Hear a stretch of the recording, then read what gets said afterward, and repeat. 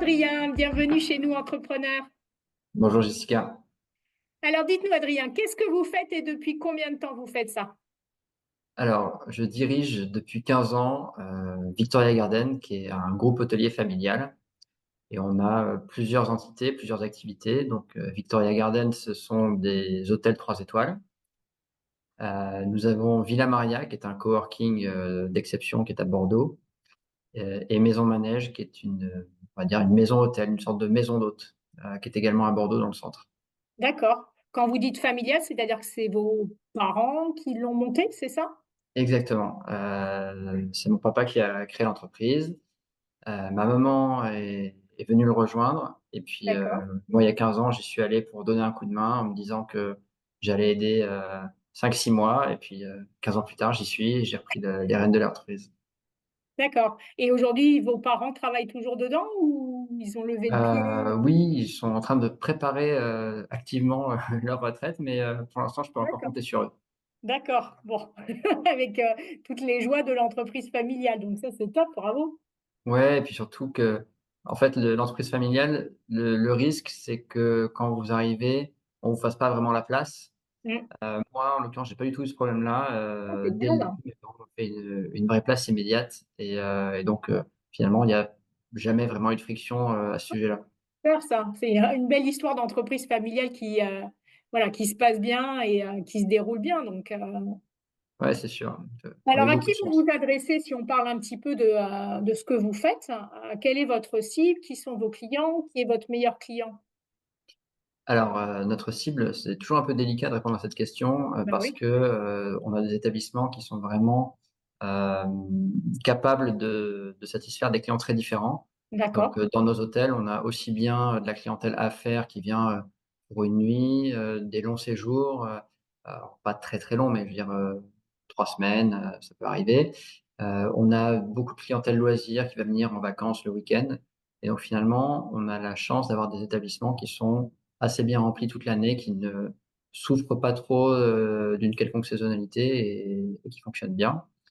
Et puis, on accueille au total, un peu plus de 30 000 clients par an. Donc c'est d'accord. pas évident d'en sortir un, Oui, parmi d'autres, mais oui. c'est le métier d'hôtelier qui veut ça. Mais, dire que le client rêvé, c'est celui qui se comporte bien avec les équipes, tout simplement. C'est pas mal ça. Est-ce que vous avez une typologie de clients que vous arrivez à faire rebondir peut-être sur vos différents espaces? Alors pour l'instant, ce qu'on va avoir, ça va être des clients qui viennent dans un de nos établissements hôteliers Ok, et qui, effectivement, vont se dire que ça leur plaît et vont, creuser un peu, vont discuter avec nous et donc on va pouvoir mettre en avant typiquement pour un événement d'entreprise, les autres espaces. C'est-à-dire que le coworking a un superbe jardin de 2 500 carrés avec, une piscine, un terrain de pétanque et cetera. Et que, la maison manège de son côté, comme c'est, 5 chambres, en fait, c'est un petit établissement qui peut se privatiser typiquement pour un comité de direction ou pour un petit séminaire d'équipe. Donc c'est plus dans ce sens-là qu'on va avoir, du rebond. Par contre, il arrive quand même que des clients qui viennent au coworking, disent: «Mais toi, tu es dans l'hôtellerie, c'est quoi ton établissement?» Voilà, mais pour l'instant, c'est plus, ponctuellement, et d'accord, nous-mêmes, on n'a ok. pas forcément cherché à créer des passerelles entre ces marques qui sont très différentes. Ok, super. Alors, quel est votre plus grand apprentissage depuis que vous êtes chef d'entreprise? C'est une bonne question ça. Je dirais que enfin moi, je suis quelqu'un de très analytique. Ok, Heu, J'aime beaucoup, poser mes réflexions, en amont et en fait, ce que j'ai appris, c'est qu'à la fin, les décisions, on les prend, plutôt avec les tripes, et que le cerveau, c'est plutôt pour décider quand, pour, le timing et puis, pour se rassurer et post-rationaliser en se disant qu'on avait très bien réfléchi à tout ça, mais, au final, ce que j'ai appris, c'est que c'est à l'intuition qu'on décide.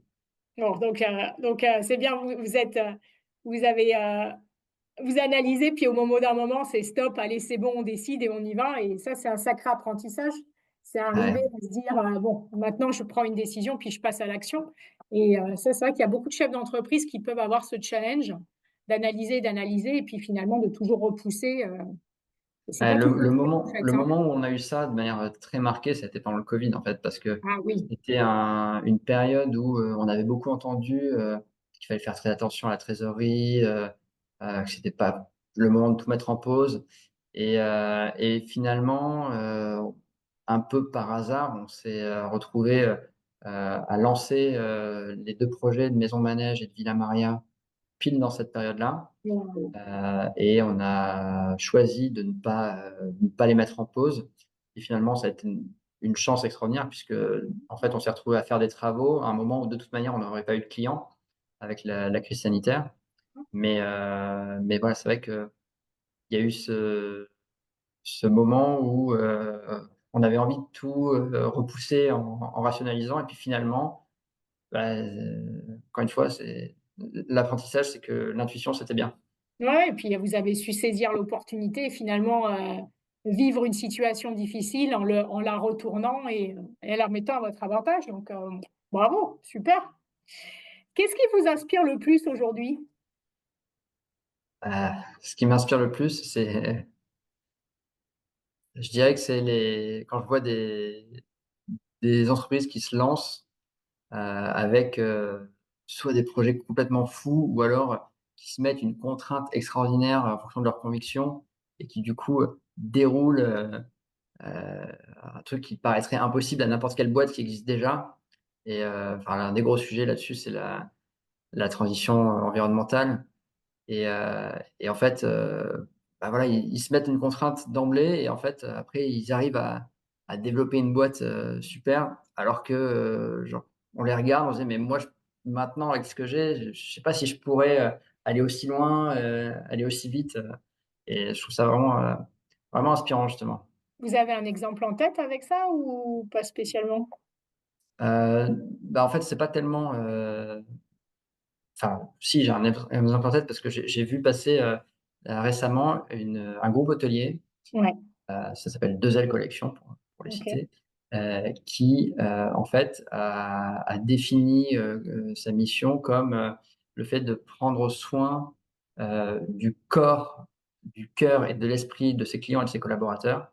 Waouh! Et quand on le dit comme ça fait un peu, convenu, évidemment dans l'hôtellerie, on a envie de prendre soin de nos clients, mais ils font énormément de petites choses, hyper intelligentes en fait pour donner une réalité à cet engagement-là et prendre un exemple, glisser dans les chambres une petite boîte pour de la méditation voilà, enfin, ils mettent à disposition, plein de petits éléments qui vont, assurer, la réalisation de cette promesse. Ah ouais, c'est beau, c'est une belle ex un bel exemple.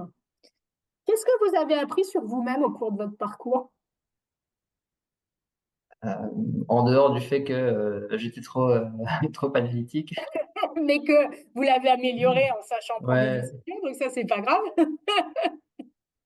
non, mais ce que j'ai appris sur moi-même, je dirais que, en fait, je me suis rendu compte que j'étais pas vraiment un introverti.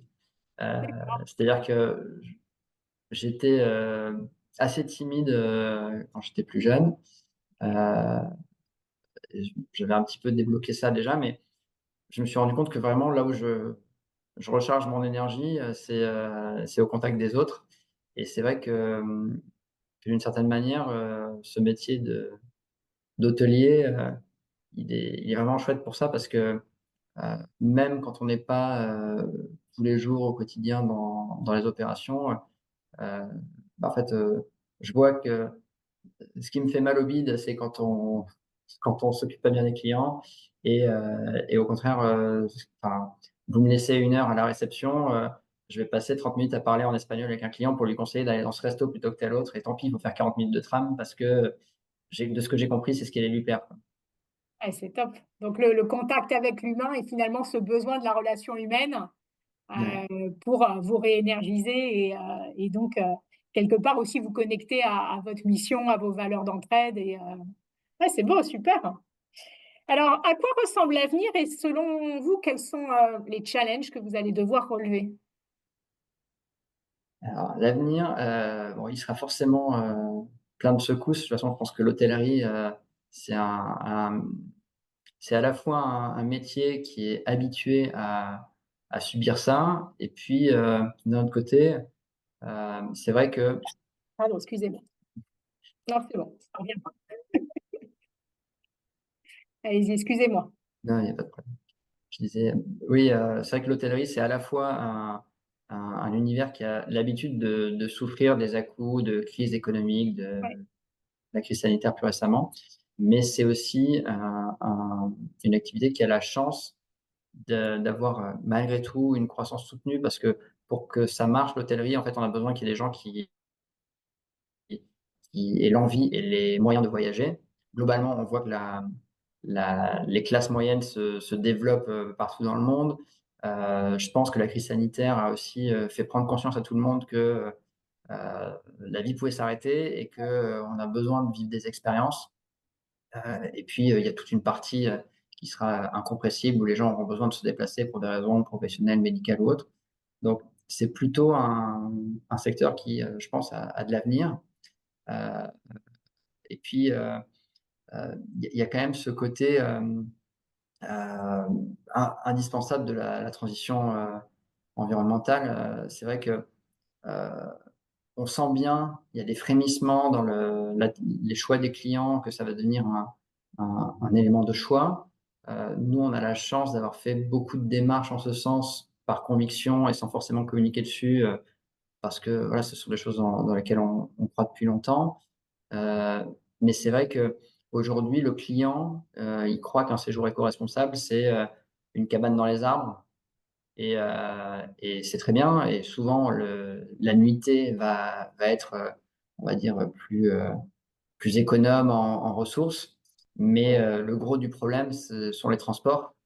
C'est plus de 80 de l'empreinte environnementale et donc, bah, déjà, si votre, établissement, il est pas dans une destination facilement accessible, vous aurez beau, être, hyper vertueux, le voyage restera, avec un impact fort. Mais on a la chance, en fait, de pouvoir, se focaliser sur des trajectoires, mesurer d'où on part, décider où est-ce qu'on veut aller et finalement, c'est pas très grave de pas être, net zéro ou, de compenser, la moindre émission de carbone, mais aller dans le bon sens et changer, ça c'est vraiment, quelque chose d'indispensable et je dirais que d'ici quelque temps, toute l'industrie, hôtelière, en tout cas de l'hospitality au sens large, va être contrainte de changer quand les grands groupes vont dire, «Si vous n'êtes pas, selon tel et tel critère, en fait, vous ne serez même pas réservable par mes équipes».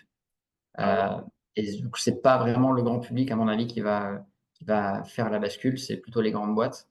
Mais une fois que ce sera fait, de toute manière, ce sera, inévitable, donc il y a plus qu'à se relever les manches. Parce qu'aujourd'hui, c'est les grandes boîtes sont un de vos clients. Ils peuvent avoir un Oui, impact sur vos réservations. oui, oui, oui, alors pour nous, c'est rarement un impact, totalement décisif, parce que, comme je disais tout à l'heure, ils sont forcément dilués dans la masse des clients individuels. Pour autant, on peut avoir, une grande entreprise qui fait des formations à Bordeaux et qui nous prend des chambres régulièrement, une autre qui reçoit des collaborateurs parce qu'elle a un siège important à Pau et des antennes, partout dans le monde. Donc, malgré tout, on a des grandes entreprises, qui réservent régulièrement chez nous. Mais au-delà de ça, ce que je veux dire, c'est que quand elles vont avoir imposé la norme, il sera très difficile de ça veut dire que les établissements qui travaillent beaucoup avec ces établissements-là vont s'adapter et les autres seront obligés de faire de même, sinon ils souffriront de la comparaison. Ouais, c'est clair. En tout cas, c'est un sacré challenge et une sacrée évolution sur votre secteur. Ah oui, surtout que très souvent les immeubles, sont assez anciens, hein. Enfin, je Oui, ouais, j'ai pas en tête les statistiques précises sur, la part des hôtels qui sont, récents, versus ceux qui sont, plus anciens. Mais ce qui est clair, c'est que tout le monde n'a pas, la chance d'avoir un bâti facile à rénover, facile à transformer et nous, c'est plutôt notre cas. On a cette chance en tout cas, enfin facile, je ne sais pas si j'irai jusque là, mais en tout cas, c'est possible, OK. d'apporter des améliorations significatives. Mais comme je disais, on peut commencer petit, l'essentiel, c'est de se mettre en mouvement. Les économies qu'on peut faire vont aussi, financer des marges de manœuvre pour faire d'autres choses plus ambitieuses. La seule chose qu'on met comme obligation, c'est de se mettre en mouvement. Oui, c'est bien dit. Qu'est-ce que vous diriez à une personne qui envisage de se lancer en tant que chef d'entreprise? Quels conseils vous lui donneriez? Alors si déjà la personne envisage de se lancer, c'est que elle y a elle en a l'envie, donc déjà je lui dirais de foncer. Ok, Heu, je lui dirais de s'entourer, parce que surtout au début, on a tendance à se lancer tout seul.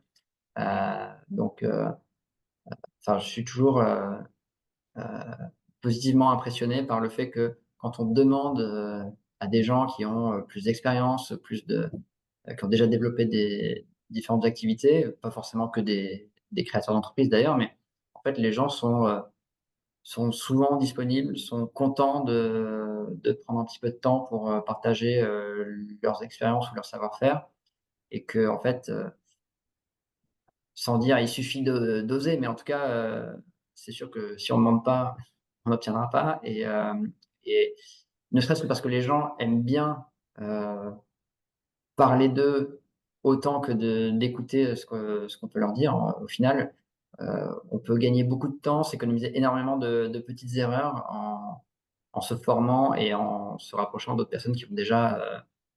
déjà sauté le pas. Ouais, c'est vrai. L'importance de bien s'entourer, c'est hyper important. Merci. Si vous deviez recommencer votre entreprise, qu'est-ce que vous feriez différemment?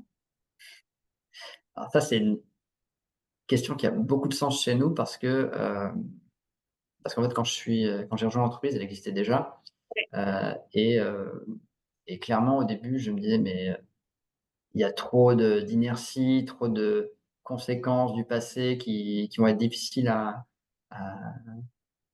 à modifier». Et en fait, là, ça fait maintenant quelques années qu'on voit qu'on arrive justement à nettement infléchir cette trajectoire et non plus à être le résultat des quelques années, qui ont précédé, mais d'aller vers ce qu'on a décidé, qu'on a essayé de formaliser. Mais, je pense que si jamais je devais le reprendre, du début, j'essaierais d'anticiper au début ce qui se passe au bout de 8-10 ans, parce que dans les hôtels, c'est à peu près le cycle de rénovation. Et donc j'aurais essayé peut-être et juridiquement et financièrement d'anticiper ça, c'est-à-dire d'avoir, un plan long terme qui inclurait, les risques que tout ne se passe pas comme prévu. On peut pas tout prévoir, mais voilà, en tous les cas, en fait, quand on ouvre un hôtel, il y a déjà énormément de choses pendant la phase chantier et donc c'est vrai que c'est pas évident de tout anticiper, mais c'est surtout pas évident d'aller voir plus loin. Ouais, Parce que déjà, il faut réaliser le chantier, ouvrir, donc recruter, réussir à lancer l'activité, à la faire progresser et en fait, évidemment, à ce moment-là, la première fois, on se dit pas: «Et dans 10 ans, il va falloir réinvestir de telle et telle manière», on se dit pas, «Tiens, si je fais des économies sur, telle dépense d'investissement, en fait, je vais me récupérer une dette, opérationnelle parce que, il va falloir que mes personnels, s'occupent davantage de l'entretien, du ménage parce que j'ai fait des économies de bouche-chandelle sur, tel ou tel équipement». Donc, voilà, j'aurais essayé d'avoir dans la mesure du possible, une vision long terme un peu plus détaillée. d'accord. Alors, où est-ce qu'on vous retrouve? Où est-ce qu'on peut réserver vos établissements? Comment on fait? Vous avez un site internet? Ouais. Alors le plus simple, évidemment, c'est sur notre site internet. Donc, pour les hôtels Victoria Garden, c'est sur www.victoriagarden.com.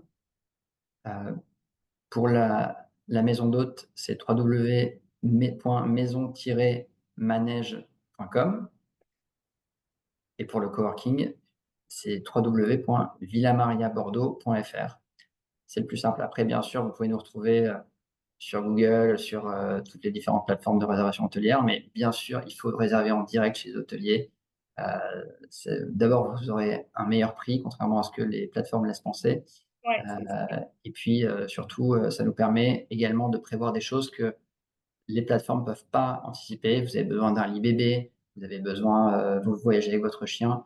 c'est important de pouvoir tout organiser. Et donc, le plus simple, c'est de contacter directement les établissements parce que c'est ce qui permet d'avoir un séjour, entre guillemets, adapté aux détails, pas juste la facilité de réservation qui est réelle sur cette plateforme, mais qui ne permet pas de tout prévoir. Ouais, c'est un bon point. Merci Adrien pour ce moment avec vous. Merci pour tous vos conseils et Je vous en prie. un très bon développement à Victoria Garden en tout cas. Merci. Merci à vous.